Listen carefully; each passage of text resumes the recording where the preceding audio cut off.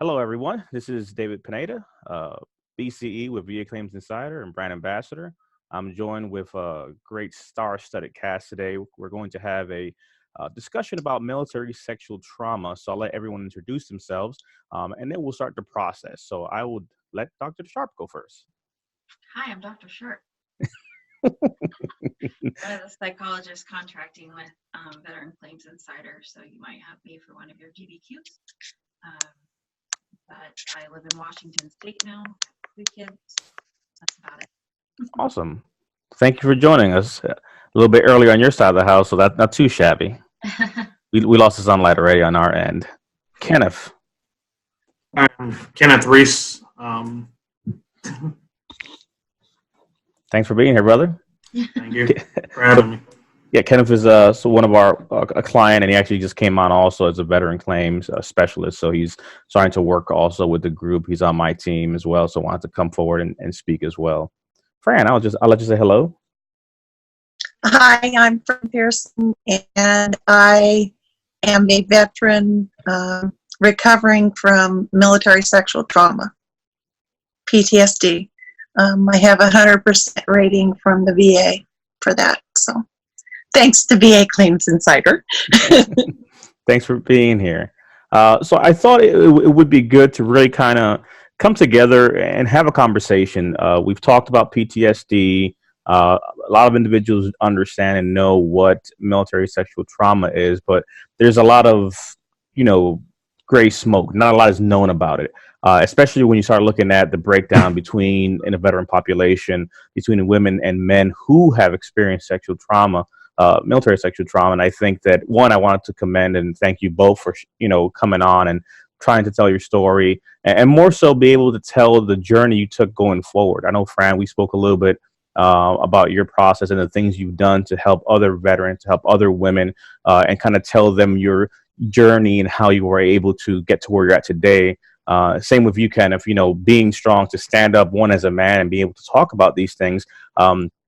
It takes a lot of courage. So I definitely don't want to make it light. Obviously, we always like to keep a light tone to things, but given the severity and the nature of what we're talking about, I definitely want to thank you both, obviously, for sharing your story and hoping that someone out there who sees this is able to resound with a story, with an example, with an advice, and take solace and hope in that you can find different avenues. And then having Dr. Sharp, who has worked with veterans and various individuals in different walks of life as it relates to psychology and military sexual trauma. So one of the big things to note is when it comes to military sexual trauma, we've shared a few blogs and written a few things. So I wanted to at least share that and give that as a resource to folks to be able to review on your own. So if you go to our blog, we actually have a few posts on this. This one here being military sexual trauma. What are my options? And we can start with the definition, which I think is a good way to begin. The VA defines it essentially as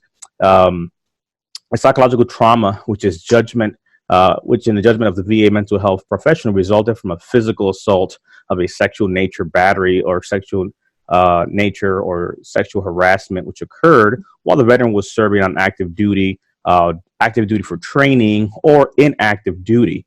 The condition covers a vast variety of circumstances that can cause physical and mental and emotional trauma, and so on. We begin to write that. So I think that's one of the key things to start the conversation with.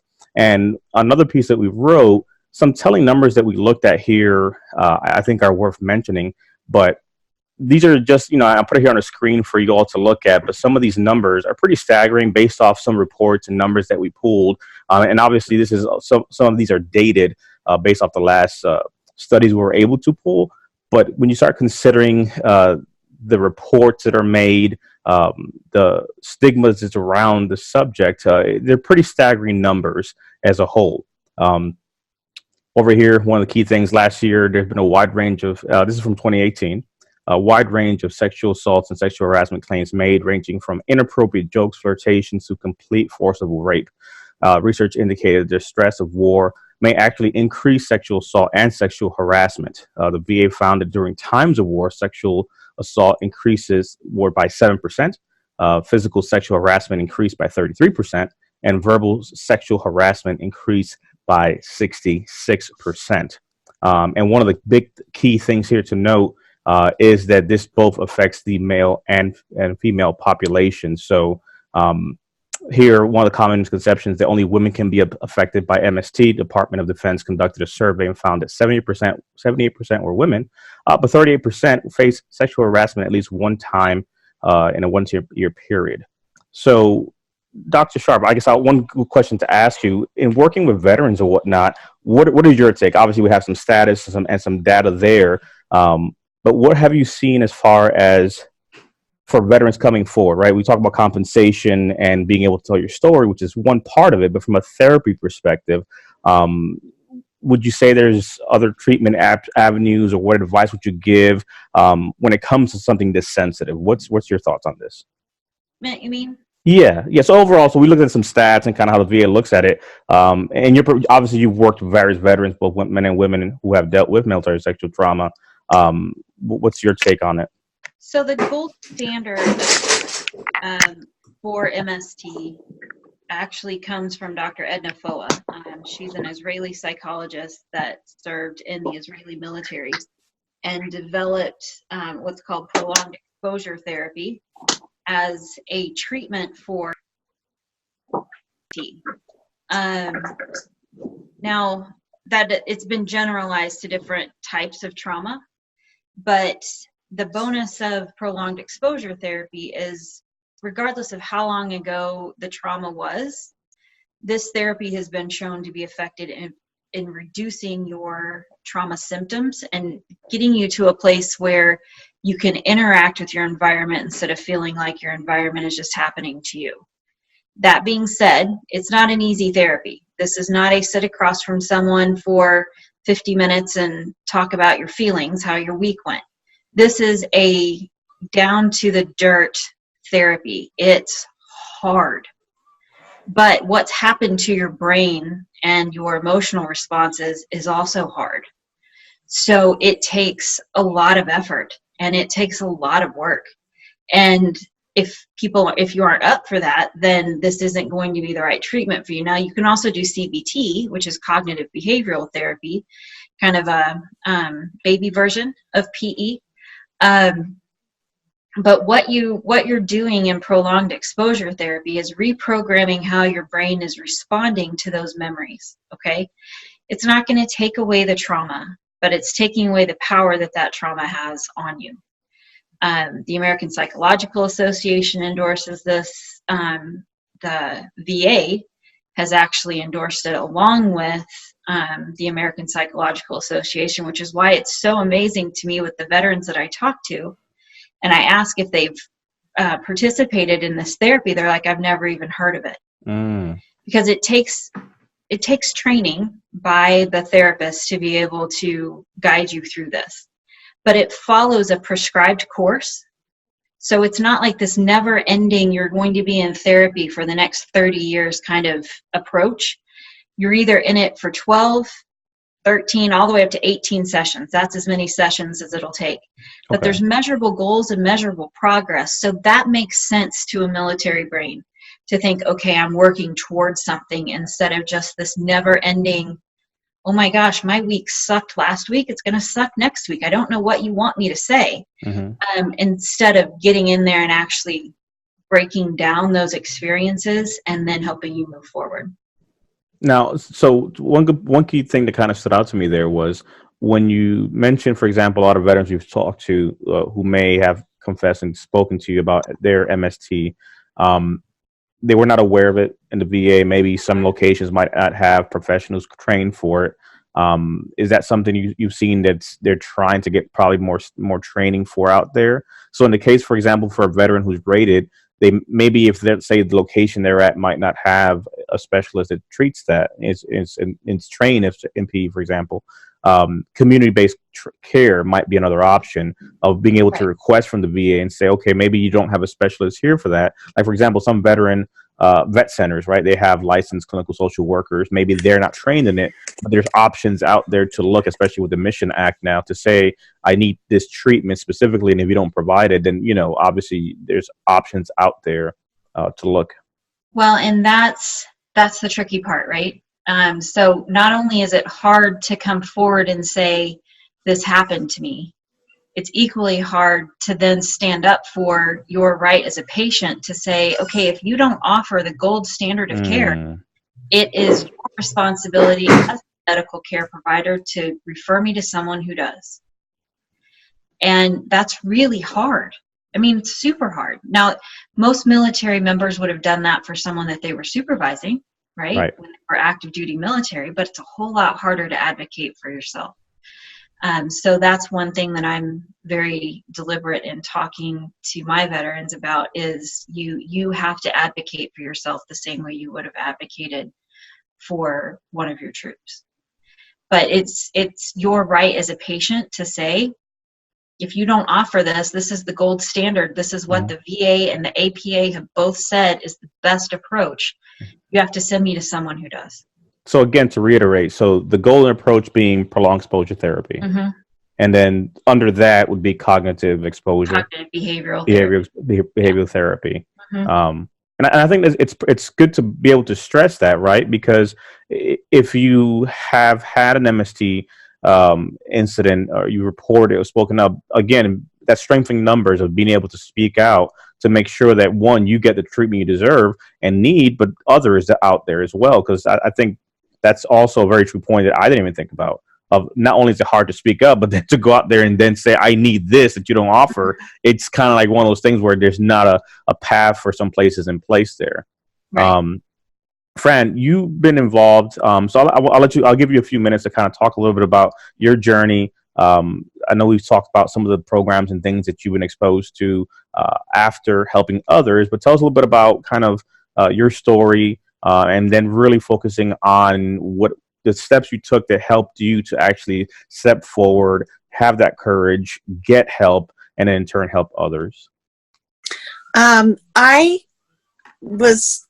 My event happened in 1977 when I was at Fort Benning, Georgia. They had a permanent party women's barracks in the middle of an infantry training brigade.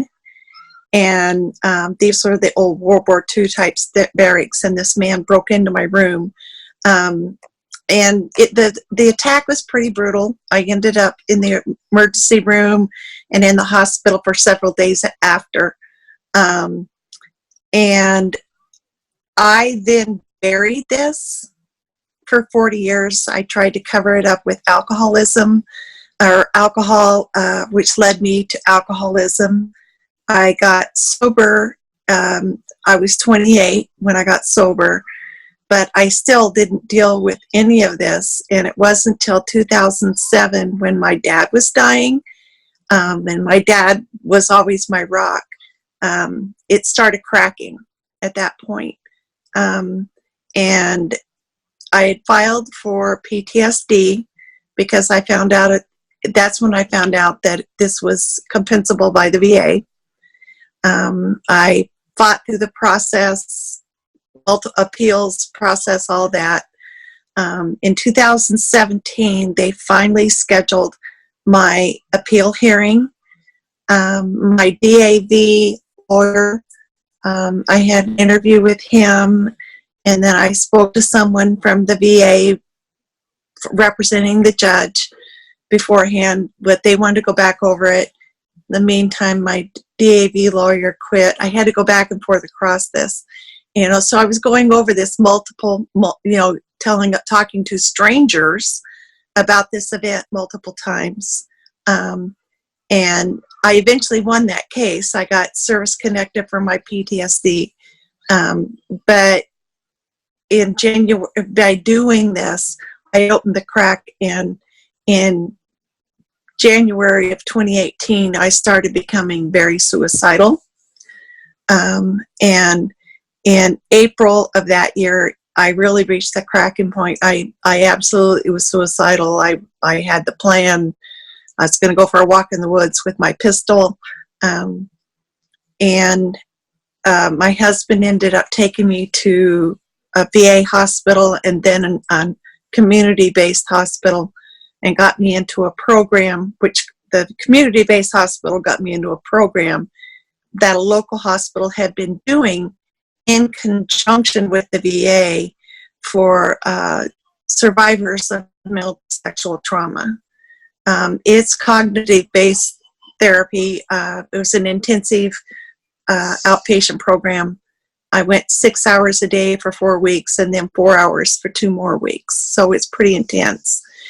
And using those tools, I was eventually able to get to the point, I'm sober in Alcoholics Anonymous, and I eventually got to the point that I decided I could use those 12 steps from AA to recover from this trauma, this PTSD, the same way.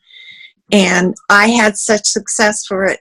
I got to the point that I knew that I needed to step out and help others, because there's, nobody that hasn't been there can truly understand what this is like. So I started reaching out to others, and I formed a group on Facebook. Those that are listening to this can search for it. It's MST Survivors Stepping into Recovery. And what we do is this group goes over utilizing the steps to recover from military sexual trauma. We've got about 40 in our group now, and I think well over half of them are men. And we're a pretty tight group. I'm kind of working at, and I've got a couple other people that are mental health professionals that kind of help monitor. No, they're not trauma survivors. They're not military sexual trauma survivors, but they are trauma survivors. And being professionals, they can kind of help keep an eye on the group for when I'm not there. So if anybody, it sounds like they might be in danger, we have their contact information. So awesome. And that's what we do now, and it's really helped a lot of people. Well, for one, thank you for sharing your story.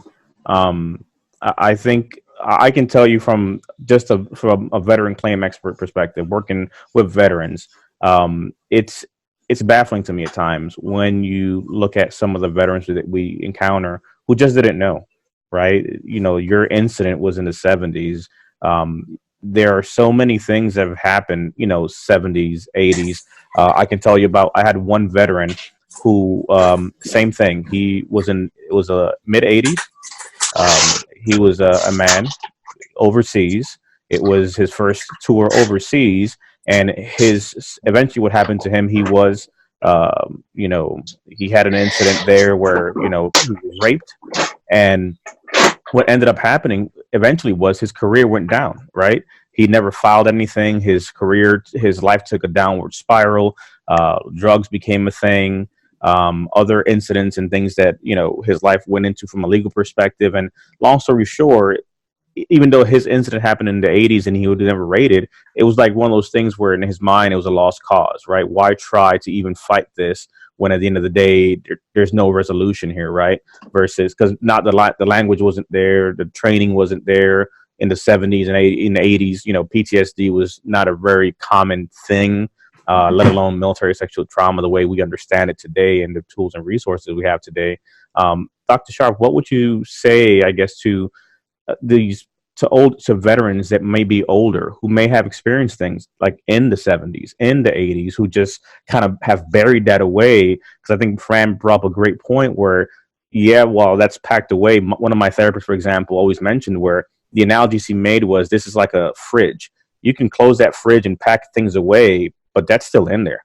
And at some point or another, it's going to start leaking. It's going to start stinking. And no matter what you do, you can't just act like it's not there. And Fran's story kind of tells that, where she buried it away, and you had coping mechanisms, and you did what you did. But fast forward, life continues, and then, like you mentioned, things start to crack. What would you say to that older veteran or that older person that may have had an incident in the 70s or the 80s and thinks, what's even the worth of therapy or looking or talking up, since it's been so long, right? That's behind me now. The fascinating thing to me, as far as not wanting to get treatment, is this kind of idea that your emotional health somehow operates independent of every other system in your body. It doesn't. every system in your body is connected. Your cardiovascular system is connected to your pulmonary system, connected to your digestive, cognitive, to emotional.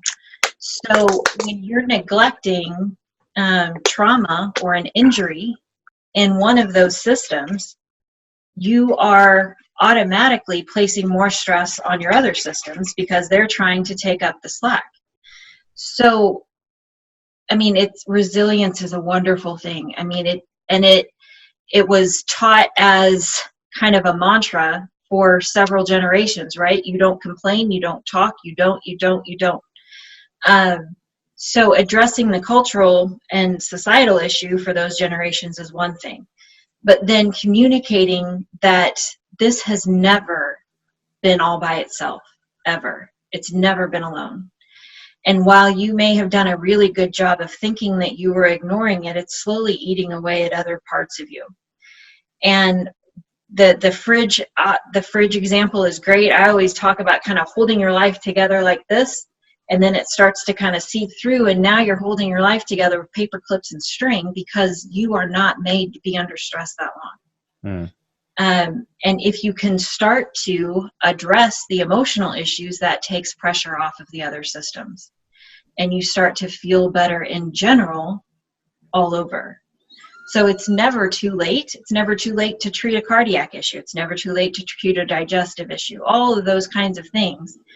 But to stop considering an emotional event as being something that is not going to affect the rest of your life or the other parts of your body. Consider your mental health as part of your whole person, because it is. You have to see yourself as a whole person, brain to toes. So if there's an issue in one area, there's going to be secondary problems everywhere else. So on that note, so just because you mentioned it, I don't think a lot of people really think about that, right? I can think about, for example, if I have a chronic back issue. Over the years, I may see a chiropractor, I may not. It gets worse. Then that eventually may affect my walking, my gait, my knees, and so forth. And you understand that the physical things obviously can get worse and get chronic, and we think about chronic injuries and all that. But when you look at the psychology of a human being, it's interesting to note the effect, which I don't think a lot of people have. What would you say, if you had to say top of your head, 2 or 3 things that someone dealing with a chronic mental health condition would be affected, medically speaking, physically, like let's say blood pressure or what have you? What are some of the things that most people wouldn't even think that because you're trying to hold this together, medically, other things in your body are being taxed, like you mentioned, which may develop into physical things? Is a big one. I'm sorry? Sleep. That's a big one. That's going to impair your ability to let your muscles relax. So that's going to make your pain worse. You're not going to be able to consolidate memories from that day or the day before. So it's going to affect your cognitive clarity. It's going to put stress on your heart. So you're going to start seeing things like hypertension. Stress in your body also starts to mess with your metabolism, which is why you see a lot of people with anxiety or trauma-related symptoms. They also have diabetes or hyperlipidemia. Fibromyalgia is another one. TMJ. I mean, it just kind of balloons out from there because of the pressure that you're putting on your body. And I mean, Fran talked about coping mechanisms, right? So she was trying to ignore it, but she was also drinking. So then you have these tension reduction behaviors that people start to engage in that then cause other problems, like liver issues and pancreas issues. Or if they're cutting, then they're going to have skin integrity issues. Eating, they're going to be obese because food is going to be their tension reduction. Exercising or not eating, or I mean, it just or kind of goes on and on. But yeah, hypertension is huge. Diabetes, any metabolism issue, so obesity is going to go up.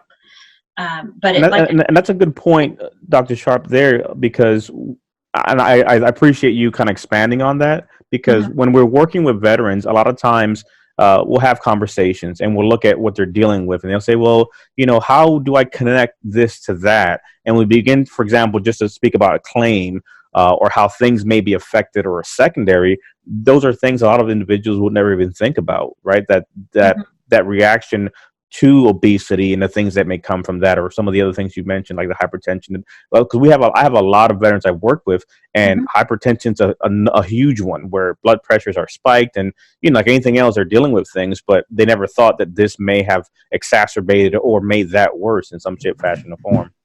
Well, And it's kind of go ahead. it's kind of interesting that you would say that, because also in 2007, at 50 years old, I had a heart attack. You know, and that's, that goes along with it, and I knew it was related. I've never bothered to try. But in my case, also, one of the things that made it worse is command covered this up. So it was really hard even though it was reported, there were MPs there, and CID interviewed me at the hospital a couple days later. In my case, for others, it ended up the lack of proof being the proof, because none of this was in my medical records. There was no police report, any of that. But there was also a blank part in my medical records, and including my son was not in there. I found, when I was treated in the emergency room, I found out I was pregnant with my son, and his birth certificate was Martin Army Hospital at Fort Benning, and the records weren't in my medical records. So for me, the lack of proof was the proof, the lack of records. So, but and when you were saying that, Dr. Sharp, it's also, I still continue to have flashbacks. There's not a lot I can remember about that day, but I'll get flashbacks from time to time, and little bits and pieces will start coming back to me now. Even now, so. Wow. But the one question I would like to is, what's involved with prolonged exposure therapy, Dr. Sharp? So there's some of us vets don't know what that is. Let me open up my description of it, because I never do it justice at all. Kenneth, you were nodding your head when I was talking about it. Have you gone through PE? Yes, I have. Okay. I'm currently going through it, and it's just like you've said, it's really difficult to do. Well, actually, while Dr. Sharp pulls that up, so we'll let you kind of introduce yourself also and talk a little bit about kind of your story, and then we'll kind of circle back to the PE, because I think that'll be a good segue into that. Okay. So, like I said, my name's Kenneth Reese. In 2009, I was attacked by a fellow soldier in the showers while I was trying to shower to get ready for my day for work. I was held at gunpoint and forced to do things that I never thought in the world I'd ever have to do. From that moment on, I started reclusing. I started pushing my family away, friends away. I started abusing myself in a way. It made it hard for me to do simple things like going to the gym, being around other people, being in the shower. I still, to this day, I would rather take a bath than a shower. I have to have my service dog with me 90% of the time, because he protects me. But as far as treatment and all that, I've been doing the PE, and I find it's very difficult, and I haven't seen the outcome fully of it yet. I've personally more soothing, or how do I say this? I find more from my service dog than I do from the treatment at the VA with the prolonged exposure, because it's very difficult. But this is the first time I've ever come out and told my story. My wife even just found out about this year, and this happened in 2009. Mm. The way I had to show it to her was I actually showed her my statement that I submitted to the VA because my attack wasn't reported. I didn't go to the hospital. Even when we redeployed, the attacker came to me and told me straight up that if I was to report it, he would kill me and my family. That he knew where I lived, and I 100% knew that he was serious. Yeah.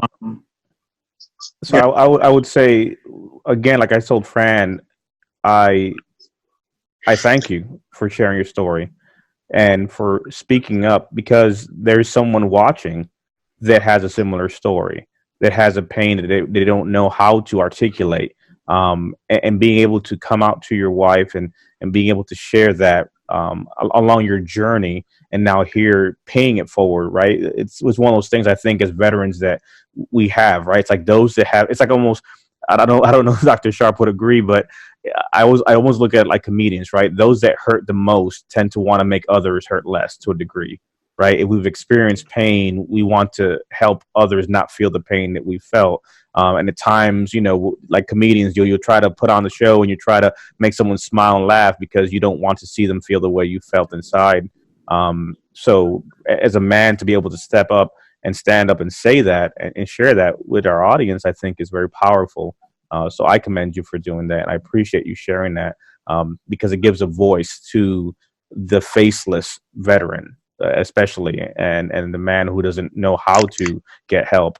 One thing I would ask you is, so when your incident happened so many years ago, and the same thing for you, Fran, what was the spark? And you kind of alluded to it by your husband, where you said, I need to get help. And what kind of help do you step forward and begin to seek that in any shape, fashion, or form? So mine was I became really suicidal. I became to the point that I was misusing my prescription medications.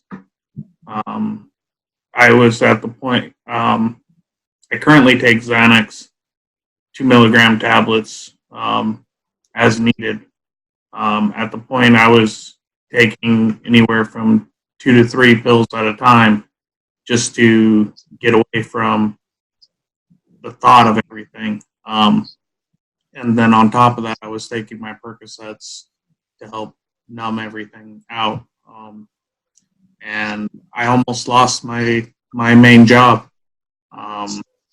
And I wrecked my truck.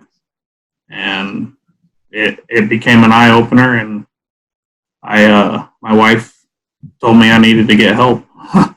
And she didn't know what was going on. She knew PTSD, but she didn't know what was further issue. And for me, it's like I said, my husband took me in because I was suicidal. It's tough, and I knew that I had to do something or I would kill myself, and we went searching for help at that point. It's just that something had to give, and Kenneth was talking about I lost my main job.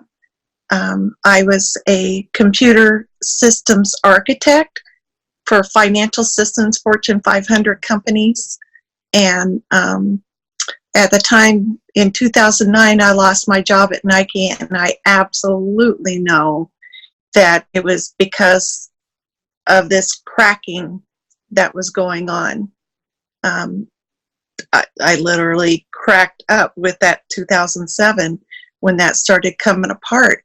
I couldn't focus, and as I said, I had a heart attack. I couldn't focus on the things. I was losing track of detailed stuff that was very important to my job. and I lost my job. I got laid off. I was the only senior person in our group that got laid off. The other two were the last two hired. So, I absolutely know that's why I lost my job. And in 2018, when I actually sought help, it wasn't a choice on me. It was my husband's. What he says, you've got to do this. Because I didn't want to tell it again. I didn't want to go through it again. But I've since gotten to the point, like I said, that I can share my story with people, with strangers, and it doesn't bother me anymore. It bothers me more to see another fellow vet suffering from this, like when Ken was talking there a minute ago. It brought tears to my eyes. People that haven't been through this don't understand, and then when the VA denies a claim or something, you just get so angry because you feel that there's they fail to protect us, and that was their job, and then you're not going to believe us that happened. There's so many of these that go unreported, and then to have them say, well, you have to prove it happened. Well, this is nonsense. There's got to be another way to do it. So I'll tell you, having many conversations with veterans that have been successful, winning their claim. One of the things my thesis is that when I'm talking to a gentleman or a woman and they win their claim, especially when it comes to mental health, and they've been denied for years, many are tears, many are crying, and emotions. And it's not so much of the number, but I think it's also the recognition finally, where I've had grown men saying it's like, it wasn't just me, right? Now it's recognized that this is what happened. This caused PTSD for me. It's not just Dave has this issue. It's like that almost vindication of like, look, see, there's a thing that now has a label or recognition of what I've been dealing with that for the most part was just, you're just the way you are. Dr. Sharp, you were gonna touch on the PE and kind of talk about it and that, but I think it's interesting to be able to hear the stories and see that moment of recognition. What do you think about that? Because obviously, in your level, you're talking to them, you're treating them. We see a little bit on the aftermath of what happens when the VA kind of recognizes it. But what would you say is part of that breakthrough? I guess of finally being able to say get a rating or have the diagnosis and have, like Fran said, right, the system may have failed, but in some way, shape, fashion, or form, by kind of having that approval, right, or that recognition that yes, this is what you have. What do you think is happening there? Outside of that, I think it's a failure of the VA and failure of the VA behavioral health system at that point to listen without judging when someone has the courage to come in and talk about something. So I think it's important, and I hear this from the veterans that I talk to. You actually listened. You didn't just dismiss that and move on to the next thing.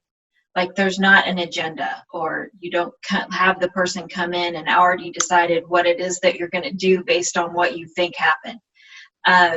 So being heard is a huge thing. I don't necessarily have to understand everything that happened, but I can hear you and give you a safe place to say that. And that in itself is huge.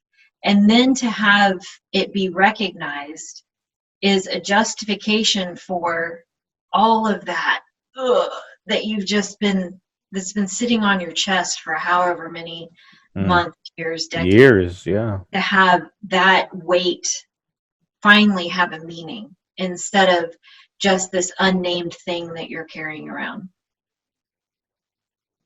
So PE, Fran, you actually kind of touched on it a little bit. You said you've said your story enough times that it doesn't bother you to share your story the way it did. That's the whole goal of prolonged exposure therapy, okay? So generally what it starts with is an understanding of what your symptoms are when you start to get worked up. So Does your chest tighten? Do you get sweaty? Do you have a hard time breathing? So addressing those symptoms first so that you can understand that those are just symptoms. Those aren't going to hurt you. You're not in any danger. Your brain is just already kind of gearing up for something, okay? So addressing those symptoms, what are you going to do when you start to feel like that so that you don't get to the point that maybe you're having a panic attack? Then these are longer sessions, okay? This isn't a 50-minute therapeutic hour, okay? These are 60 minutes to 90 minutes, sometimes to 2-hour long sessions, because you have to work your way through talking through that entire experience step by step. You're not leaving anything out. You are talking through it step by step. The therapist is guiding you through those details, but you're also being recorded. You bring an audio recorder when you come. A part of your homework between sessions is to listen to that. So you are listening to yourself talk about the trauma. That's the prolonged exposure. Because the more you hear it, the less power it gets. It gains power when you try to ignore it, right? So the more that you're listening to it, the more that you're hearing it, the less power that has, okay? So once you're to the point that you can listen to those without having a triggering event, now you're going to go into some of the situations or the environments that are similar. So that's the in vivo exposure. So we've had the imaginal exposure and then the in vivo exposure. So I had not an MST client, but a nursing student at one of the colleges I worked at, that her fear was she was going to walk into her house at night and someone was going to be there. She had never been the victim of a home invasion or home break-in. She was just convinced there was going to be somebody in her house, to the point that she had to turn on all the lights, turn on music, turn on TV. She couldn't shower with the shower curtain closed or the shower door closed because she was convinced somebody was going to be there. So the first thing we did as far as her in vivo, after we went through the exposure and got her to the point that she could walk into her house, was she had to take a shower with the shower curtain halfway closed. And we just started off small, right? Halfway closed and she was okay. Then we got it to be all the way closed and she could only look out twice. The day that she came in and she goes, "Do you know how awesome a hot shower is?" Because she was able to close the door. She had never taken a shower with the door closed. So, I mean, working her way up to that, we got her to the point that she could walk into her apartment and everything's fine. Now, the funny thing was, a couple weeks after she stopped working with me, she called me and she goes, "The weirdest thing happened. So my roommate was sick. We ordered Chinese. I went to make sure the garage door was closed, opened the garage door, and the Chinese delivery guy is standing in my garage because he couldn't find our front door." And he screamed. And I just laughed because that was exactly the thing that I was worried about, was someone coming in the wrong door of my house. But she had gotten to the point where she knew she was safe there. And then she helped him kind of breathe so that he could leave and go back to work after he kind of peed his pants a little bit. But that's what you're working on. So it's the imaginal exposure and then the in vivo exposure to get to the point that those memories are not controlling you. You're exposed to them enough, you've talked through it enough, you've experienced those same situations enough that you're able to do that without having a panic reaction to it.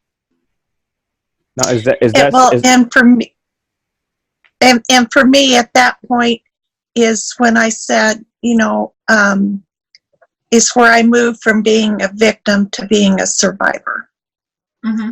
I no longer call myself an MST victim. Mm-hmm. I call myself a survivor, and it makes a difference. Yep. Because it's your perspective. Your perspective on it has changed. I was going to ask, so... And it was, yeah. When it comes to that type of therapy, are you working with a dedicated specialist throughout that entire process? Yes. And the reason I ask that, because I think another aspect of therapy also is finding the right fit too with a therapist when it comes to that, because if you think, looking at the statement you made earlier, it's hard enough to step up and have this conversation. Mm-hmm. Then it's hard to go find this type of therapy. Mm-hmm. And then if it's just not a good fit, that is the other piece of this conversation too. Yeah. So 75 to 80% of your success rate in therapy has zero to do with the therapy approach. It doesn't. It doesn't have anything to do with the therapy approach. It has everything to do with your relationship with your therapist. I swear to God, if you have the right therapist, you could go into the forest skipping, holding hands together, and collecting pine cones, and it would be therapeutic because you want to be around that person and talk to them, okay? So what I tell veterans is not only do you have to advocate for the right type of therapy, you have to advocate for yourself for the right therapist. So do not take, this is the only person we've got, as the answer. That's not the only person that's available. Absolutely not. And it is within your right as a patient to say this is not a good fit. I've had plenty of people come into me that are like, this is not a good fit. And I'm like, I agree. I mean, it doesn't hurt the therapist's feelings at all because it makes it really hard to work with someone that you're not kind of gelling with, right? So advocate, advocate, advocate. If it's not a good fit, you have the right to say, I need another referral. It's too important to just pass on it. I think that's a powerful perspective when it comes to any type of mental health care, because this is not one of the instances where you just go to the doctor, get a shot for your bad knee, take some pills, and off you go. This is a relationship that, to a degree, you've built up to be able to walk through this journey as it relates to mental health, right? Not only MST, but PTSD, generalized, anxiety disorder, major depressive disorder, what have you. All these conditions require, if you're going to use a therapist, to be able to have that relationship. Yeah. To be honest, I can relate 100% with that because when I first started PE therapy, I had an awesome doctor I was working with, and halfway through, he had to be restationed to, I think he went to Texas. And I dropped out of the therapy for a while, and now that I've gotten back into it, I went to see this new doctor, and the first thing he wants to do is pick apart, oh, well, you don't have anxiety issues, you don't have this, you don't have that, and he called me to set an appointment, and I'm not going to see him. I have to see somebody else because I've had panic attacks since 2010. I've had bad panic attacks. I've been diagnosed with severe panic attacks. And for you to come in, the first thing you do is discredit me, discredit all my doctors that I've been with prior to. That's not going to work for me. So that's a very good question. So, Dr. Sharp, when it comes to that, what advice would you give someone? And I know we talked about this in a previous session, but I shared my example where one of my breakthroughs when it came to admitting I had PTSD, my luck was that the therapist I was able to find had just left the military. So they were psychologists, worked in the military, and it was a great relationship. I really trusted her, and we had a good relationship to move forward. Then the time came where she had to leave the practice, and then began the cycle of being referred to a new therapist and trying to build a new relationship. And then the person I was referred to, they left a month after too. So then it happened again. So while this was happening, I had also began to look at going to a vet center, and the vet center around me is fairly new. So they mean well, they tried to do a good job, but the person who was there was temporary. So already I knew the person was leaving. Literally someone else came through. That person as well had to be changed. So literally 6 different therapists, are happening. And the very last one I had at the vet center, the gentleman's like, you seem very apprehensive. I see you have the PTSD eyes and the stare. And it's like, I'm not going to open up to you because you're going to not to be here. Like, this is just not going to work for me. So to Kenneth's point where it's like, I don't want to come back and have to do this whole thing all over again. But I know for a fact I need that. I need to have therapy. I need to find a fit that works for me. What would you advise someone? Because it's going to happen. Your therapist is going to have to relocate. Life happens. You may move, but that's starting all over again. What have you found would be, I guess, some things to look out for, tips to help transition to another therapist, which is something you might need in instances like this long term in some shape, fashion, or form. I think it's important to ask for a referral from your current therapist before they ditch you. Okay. Your therapist knows you. They're going to know what therapists in the area or in the building you would have a better shot at connecting to, rather than just, I don't know, let's throw a dart at this board and see if it sticks. So I would ask for a specific referral. I would also, if you're contacting practices, you know what kind of communicator you are. You know what kind of person you like. If you're calling a practice and you get the admin at the desk, I've done this before for my son. I'm like, all right, I'm just straight up going to tell you this is exactly what he doesn't want. And I would list off what it would be, whether it's a highly religious person or someone that thinks that everybody from Colorado smokes marijuana, or, I mean, just this list of things. And I was like, do you have anyone here that fits that bill? And the admins know everything. So always start there. If you're just starting blind, start with the admin and they'll know. And I was lucky enough to have one that was like, this isn't the practice. You need to call this practice. But it's so exhausting. It's so exhausting to have to tell your story again and go through all of it again, and then open yourself up to the vulnerability of, is this person going to believe me? Is this person going to be able to start with me where I'm at, or do I honestly have to start all of this over again? I would rather just beat my head against a wall. And not even come here. Yeah. The important thing to look for is how many times you check your watch or how many times you check the clock in the room, okay? If you check the clock in the room and you swear that 50 minutes have gone by and that clock is stuck at 5 minutes past you walking in the door, that is not the right therapist for you at all.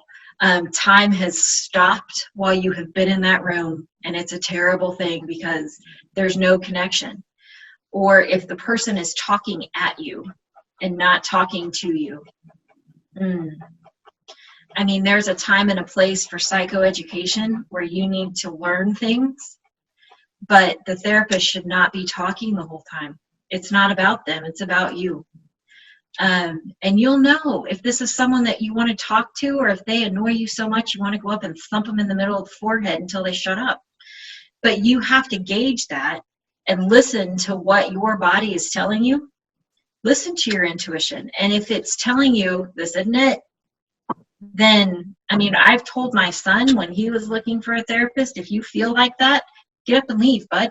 There is zero responsibility for you to sit there for 50 minutes if you know after 5 this isn't the right person. And to his credit, he's enough like me that he has gotten up and walked out, which just shocks the living life out of these social workers. But advocate, again, advocate. You know what you're looking for. But like I said, I would start with the admins if you're having to start by yourself. But if you know that there's going to be a transition, then talk to your current therapist and say, where do I need to start? Who would be a good fit? Who would be able to communicate the same way we communicate? Because they know, and they should be able to help you. I think one of the things to add, so we had a few veterans that gave us some of their stories, and I think the real highlight is more the advice at the end. One anonymous female put basically mostly the reason that I've never reported anything was because I felt I was no good to speak up. When I did, the consequences varied from supportive to horrifying. There was little to no support for the most part. If you reported it, you went from being a rock star to a shitbag in 30 seconds. I saw it happen to many women during my time. There was a lot of go away. We don't want to hear your sob story. That's just the way it is. Or you're just making excuses because you're a poor performer. I'm hoping this gives more women the courage to speak up and get treatment to recover from what happened to them. They were denied promotions and job opportunities just like I was. I hope this statement gives other women the strength to apply for the compensation and care and support that they deserve. Another female woman said to say a similar thing. I decided to come forward to say that it's not okay to use your power to keep people quiet and to show that these accusations, when brought forward, are serious. I also want to make it known that it's not okay.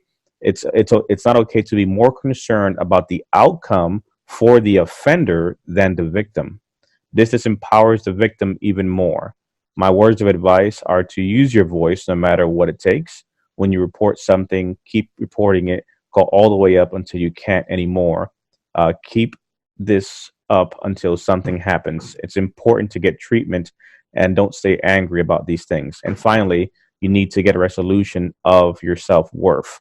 It can make you feel helpless and you're not. And I think the key thing that we kind of saw patterns of, Dr. Sharp and Ken and Pran, is ownership. In your part here, ownership of your care, of your mental health, of this is what I need. And because if you think about it, just the thought of I'm going to walk out of a therapist appointment because this is not working for me. I'm taking ownership of this. I'm here seeking treatment. I'm here to take control of my life. And the fact of the matter is, you have the option to stay there or not stay there, shop around, and not just settle, like you mentioned earlier, Dr. Sharp, for this is the only therapist we have who specializes in this. Like anything else, if it was any other condition, let's say you had, a specific type of cancer, you would seek out a specialist no matter where they were for that condition. And I think when it comes to mental health, sometimes you have to take the same approach of finding the person that can work with you specifically and not just settle for this person here who's just convenient at times, because you do matter, but you have to get to that point of recognizing that. What would you advise, Fran, for someone listening that may be on the fence of saying, is it even worth it, or what's the use? Because it's the truth. For me, much as what you said, David, winning that claim when they admitted that it happened and awarded me my initial claim, that to me was a victory, because I got them to admit that it happened. Today, it's hang in there. Tell your truth. That phrase gets used a lot these days, but to tell your truth, stand up for your rights, and don't give up. They just, the cover up is the thing that really got me, and having them admit that it happened was my success. It did lead to me getting the treatment that I really truly needed. And that's the other thing. If you haven't sought treatment, seek treatment. You don't have to wait till you have ulcers, till you have a heart attack, till you lose a job, till you lose a marriage, till you lose yourself. Get help now. I think that's very powerful, Dr. Sharp, because that path, that's ultimately what will end up happening. You will lose things around you and ultimately yourself, regardless of where you're at right now. The 70s, the 80s, the 90s. There's so many stories, sadly, that we all know of someone who's let something spiral out of control and not sought that help. What would you say to someone out there, what would you say to another man out there who's just like, I'm not speaking about this, to encourage them to seek that help? What would you advise and share with a man out there who might be in a similar predicament that no one knows or his wife doesn't even know? If you have an infection in your body, you get that treated. Either you get the wound cleaned out and cover it with a bandage, or you get stitches, or you go on antibiotics. If you have an infection, you get it treated. When you are a victim of trauma, your brain chemistry is altered. It's an infection, right? So however your brain was firing before, it's not firing that way now. That trauma has persistently altered how your brain responds to things. You have an infection. And that infection is just going to continue to spread, like I said, to every other body system until it's affecting every other body system. So you can try to ignore it, you can try to push it down, and again, resiliency is a beautiful thing, but the infection is going to spread, and there's nothing you can do about that. So you can either get it treated and stop the infection and change the results in your body, or you can continue to try to hold your life together with paper clips and string. But it's not just affecting you, man or woman. It's not just affecting you. It's affecting your family. It's affecting your friends. It's affecting your kids. I mean, there's a wonderful book for dads called What a Difference a Daddy Makes. And it talks about how a father's relationship with his daughter is the single most important factor in guiding her toward what kind of man she's looking for, what kind of treatment she will accept from another man in her life. So if you are dealing with an infection, you're spreading that to the people you care about. I'm sorry. You're spreading that to the people you care about. So it's not just you, it's everybody. So get it treated like you would any other body infection that you have. Seek treatment. Kenneth, what would you say? It's not going to be easy. It's one of the hardest things you'll come to find, especially letting somebody you love and care for so much know, your wife, your significant other. It's one of the hardest things I've ever did. So like I said, I actually handed my wife my statement in support of a claim, and I let her read it. I took my statement on a whole new level, where I was brutally honest with every detail of what happened. I was probably one of the few that on my first submission was service connected without having to fight. But I was brutally honest on my statement. But the first thing any man or woman needs to do is get out and get some help. It's one of the hardest things to do, that to admit you need help. It's harder than anything you'll ever have to do, but you need to admit it, and you need to get the help that you deserve, and push for it. Well, Fran, Kenneth, we want to thank you for sharing your story with us. And I think the big takeaway here, I want everyone to take away the common theme that we're talking about here, that you see repeated both from incidents in the 70s, incidents in the 80s, incidents as in this decade, 2000s, getting help, being able to speak up, because at the end of the day, we have here two veterans that essentially have stepped up to put a face to MST, but to help others behind them to be able to stand up also and say, I need to do this. Like Dr. Sharp said, if not only for yourself, but also for your wife, your kids, and those around you. Because I can tell you that for me, looking at PTSD, it really wasn't because I was to the point where I said I needed help. It was because it got to the point where I had to do it to maintain my relationship, my family, my wife.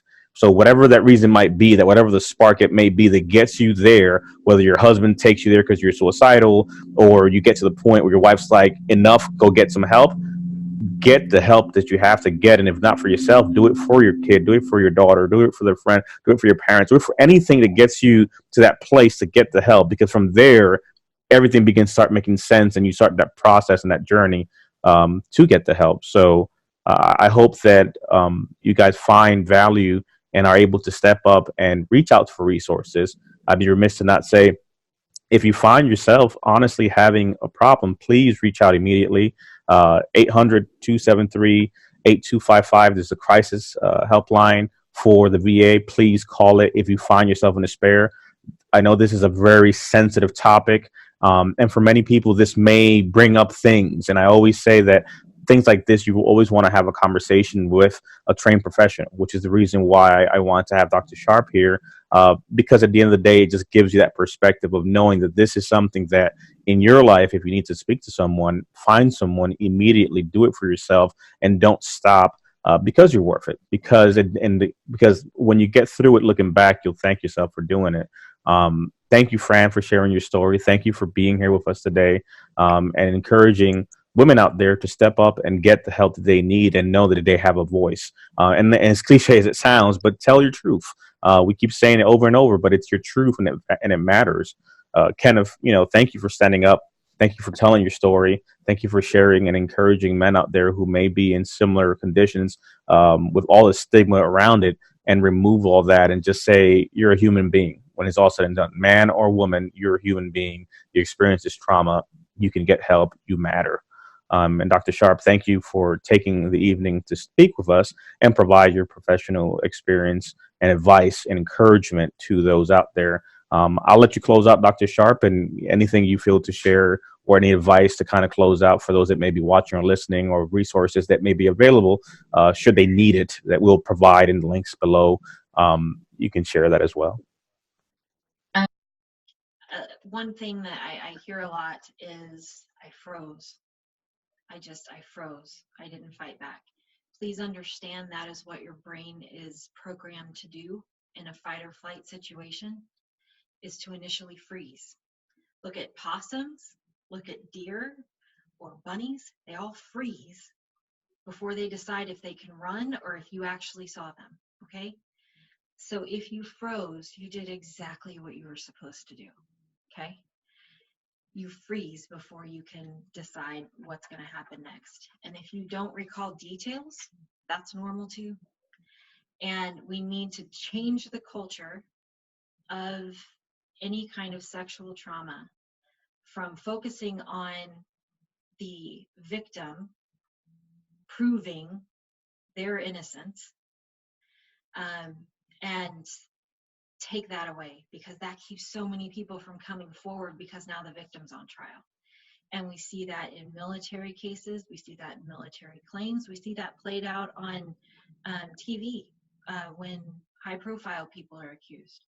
So changing the culture starts with lots of small little victories. And a small victory for you may be just saying, yes, this happened to me. The next victory for you will be saying, I need help. So start small.